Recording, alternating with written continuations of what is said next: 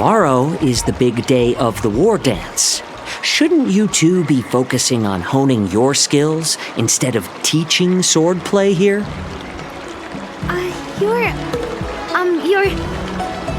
Oh, that's right!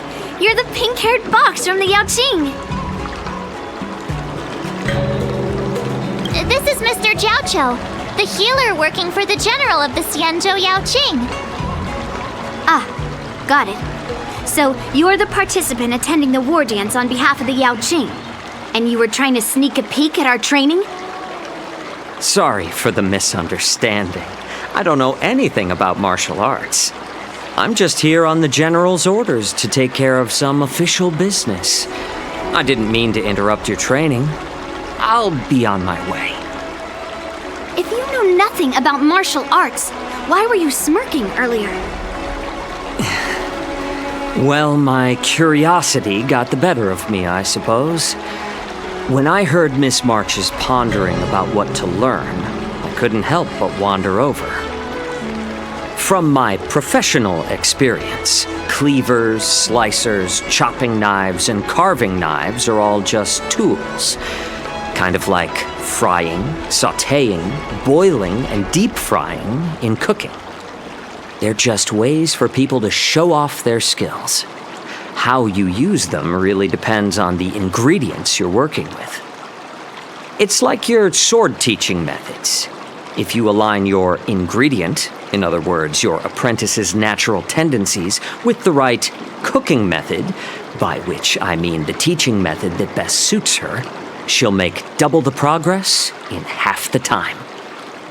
For example, golden eggplant tastes best when fried, cloud peppers when stir-fried, and yellow boulder beef when simmered.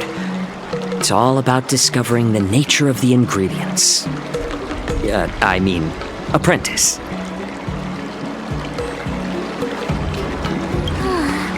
All this talk about food is making me hungry.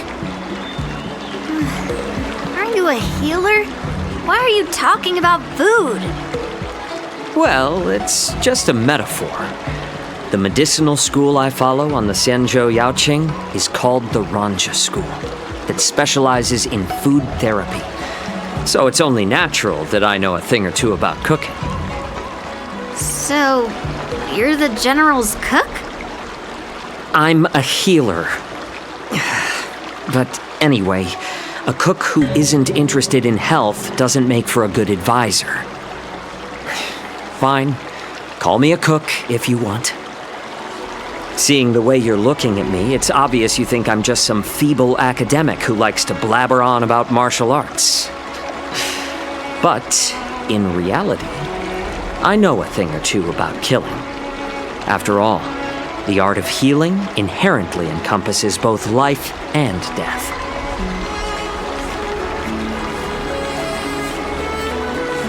Why is this guy suddenly getting all serious with kids?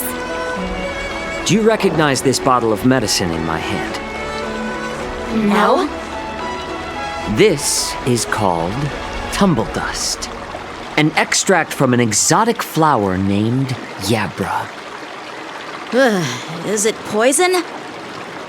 Well, it depends on how it's used. With just one drop, it's able to numb a patient's body during surgery, making them painless throughout the entire process. However, increase the dose or the potency, and it'll slow the metabolism, making the blood thin and resulting in the loss of all senses. Even long-life species cannot escape its effects. This thing can save lives or take them. It's more powerful than the swords in your hands. That may be so, but still, I prefer settling things with a sword than, you know. Looks like I did get you all wrong. You're not a feeble scholar, but a sinister and despicable one. Hey, why the insults all of a sudden? I'm just sharing some medical knowledge here, not persuading you to poison anyone. Seems like you get real excited when talking about poison. I can't tell if that's an honorable thing or sinister. Picture this. Two individuals. The one standing is full of malice. The other lying down is honorable and righteous. How can the one who's lying down label the one standing as sinister? In the throes of combat, where life and death hinge on a singular moment, every idea fades into nothingness. The only thing that matters is staying alive. Surviving the battlefield reshapes all notions of worth, be it integrity or treachery. In my eyes, their significance is negligible. Perhaps you've underestimated Yunli and me, Mr. Jiaoqiu. We may be young, but we've seen our fair share of war. Well, then you should know that the war dance is nothing more than a contest. So why are you so focused on it? When I was appointed as the ringmaster for the war dance, I asked the general, we Cloud Knights are supposed to charge into the fray and slay enemies. Why do we have to swing swords in a ring just to please an audience? And this is how the general replied. To unsheath your sword in a ring is no different than on the battlefield, as your sword reveals the might of all Cloud Knights. The war dance is the perfect chance to showcase martial virtue and forge alliances from all over the cosmos. When we unsheath the sword without drawing blood, we not only display our might, but also the martial virtue of the Cloud Knights. That's quite an insightful statement, Yunqing. Well, my apologies for being so short-sighted. I've been on the Luofu for quite some time, but I haven't had the chance to see the ceremony venue for myself yet. Hearing you speak so highly of it has piqued my curiosity. Would you mind showing me around? You want to see the Sky Splitter ship where the war dance will be held? Let's go! I bet Yunli and Miss March haven't seen it either, right? Well then, I'll give you all a tour.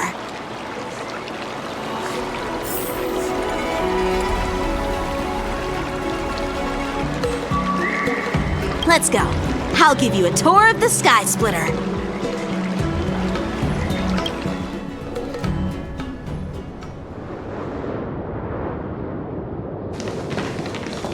Looks like a lot of other visitors have also come to catch a glimpse of the Sky Splitter.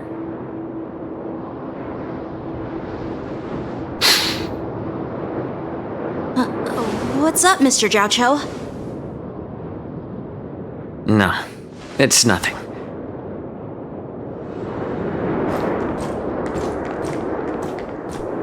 Do you see that airship in the distance? That's the Sky Splitter, the venue for the war dance ceremony. It doesn't look all that impressive from this distance. The Sky Splitter is actually a decommissioned Luofu military vessel. People aren't allowed on board until the war dance officially commences. Tomorrow, when the bell rings and the ceremonial cannons roar, I'll be there representing the Cloud Knights of the Xianzhou Luofu, standing in the ring, ready to take on challengers from all over the cosmos. Since I was a kid, I've been training in swordplay and the art of war under the general. Every day, I'd swing my sword 10,000 times, and then thrust it 10,000 times, repeating the process over and over. I understand that I'm not like other kids. I never envied the toys and freedom they all had. I never found sword practice boring or hard. Even in the thick of battle, facing down savage abominations, I never felt scared. Each day, I could feel myself getting stronger and stronger, and I racked up countless victories. It's the best feeling in the world. But then, I faced a really tough opponent, and just one slash shattered my confidence into 1,000 pieces. That's when I felt true fear for the first time. Maybe that's what Mr. Zhao Cho meant by life and death hinge on a singular moment. Every idea fades into nothingness. After that, I had to pick up the pieces and try to put myself back together. But no matter how hard I tried, I couldn't seem to find my old happy self again. I often ask myself, why do I wield my sword?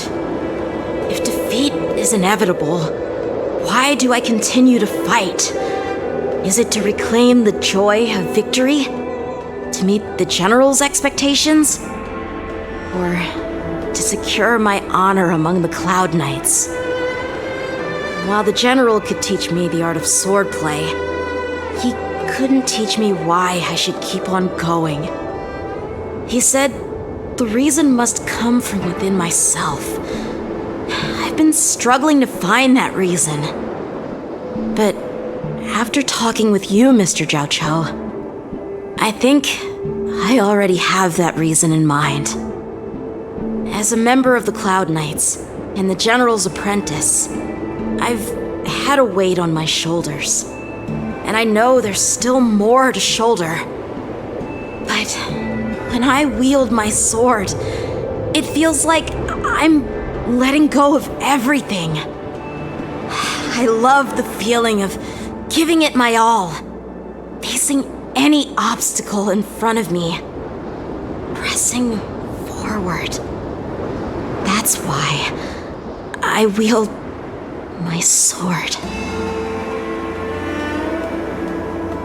Oh, Yanqing. So young, yet so grown up. By the way, how old are you exactly? Age doesn't really matter. All sword masters will understand how I feel. I get it. Looks like all the kids on the Luofu live tough lives. So, how about you, Miss Yunli? It's not polite to ask a girl her age, no matter which Xianzhou ship you're on. I'm not asking your age. I'm asking if you have a dream like Yanqing has. You don't talk like a cook. You sound more like a TV host or something. Need I repeat myself again? I'm a healer. Well, I don't have a dream like Yanqing does. The only reason I'm participating in the Ringmaster's Challenge is because I made a promise to my grandfather that I'd win the precious sword he's contributed to the Wardance. Sounds like that mind of yours is just filled with swords. I bet you've got nothing better on your mind. My father was a craftsman on the Xianzhou Zhuming. Because of his foolishness, many innocent people fell victim to the cursed swords he forged. Since I was a kid, it's been clear to me that not everyone deserves to have a weapon in their hands. Giving them a sword is no different than being cruel to the innocent. So, whenever I come across someone unworthy of a sword, I can't help but want to take it away from them.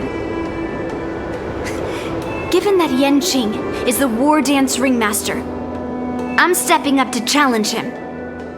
To ensure the precious sword doesn't fall into the hands of an unworthy master. Hey, what do you mean by an unworthy master? I see.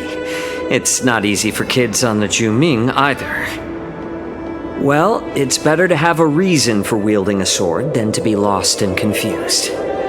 I've saved countless Cloud Knights in my life, and there are plenty of exceptional warriors, just like the two of you.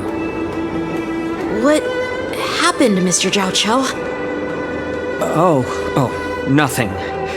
I was just reminded of some old friends and old tales. Judging from my professional perspective as a healer, both of you possess remarkable vitality. Your energies flow like raging fires and mighty gales. The upcoming fight will definitely be impressive. Well, we've seen the Sky Splitter and toured the Stargazer Navalia. I guess it's time to say goodbye for now. What? You're leaving already? But you haven't asked me about my dreams. I've been working hard too, you know. It's getting late, Miss March. Unlike you lot, I'm a grown-up bound by responsibilities and duties. The tasks entrusted to me by the General won't complete themselves. By the way, Yanqing, is it normal to have so many people wandering around in an automated area like the Stargazer Navalia? Actually, this is a restricted area. But since you're all guests, I made an exception, so you could take a look around. I understand.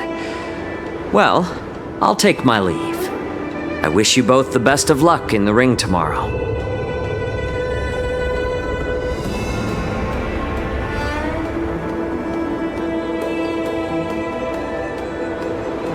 Seriously? I just spent so much time thinking about my dream, but he didn't even ask me. Now that we're done with our tour of the Sky Splitter, shall we continue with our training?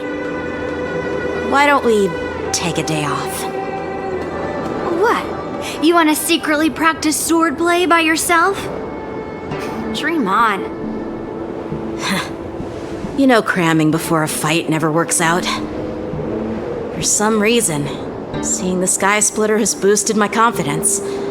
So, I've decided to conserve my strength for tomorrow.